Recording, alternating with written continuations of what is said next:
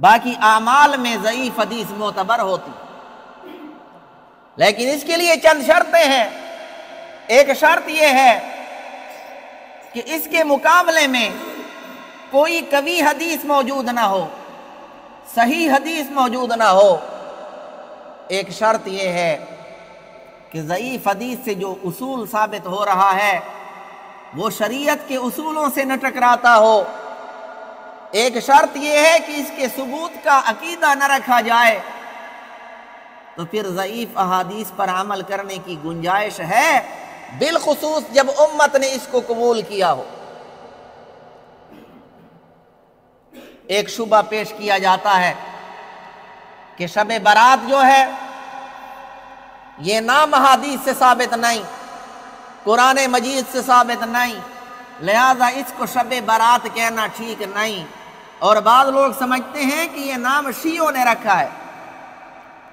چند روز پہلے ایک غیر مقلد کا بیان سن رہا تھا شب برات سے متعلق، کسی نے سوال کیا، پرچی بھیجی، اس نے کہا یہ شیعوں کی رات، حالانکہ یہ بھی غلط۔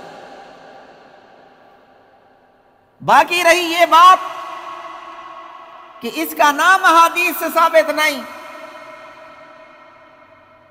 تو دیکھیں رسول اللہ صلی اللہ علیہ وسلم نے جب اس رات کا تذکرہ فرمایا تو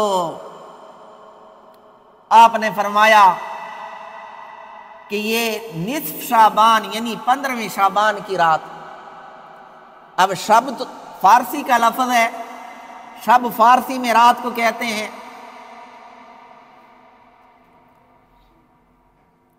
عربی میں تو رات کو کہتے ہیں لیلۃ یا لیلٌ،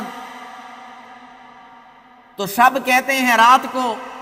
برات کا معنی چھٹکارا، برات کا معنی نجات، برات کا معنی آزادی۔ اس رات میں اللہ تعالی بہت سارے لوگوں کو جہنم سے آزادی عطا فرماتے ہیں، اس اعتبار سے اسے کہا جاتا ہے شب برات۔ تو یہ چونکہ فارسی کا لفظ ہے تو عربی میں بعین ہی یہی الفاظ تلاش کرنا یہ کوئی عقل مندی کی بات نہیں۔ باقی علماء نے اس کے مختلف نام ذکر کیے ہیں۔ اس کا نام اللیلۃ المبارکہ ذکر کیا، برکت والی رات۔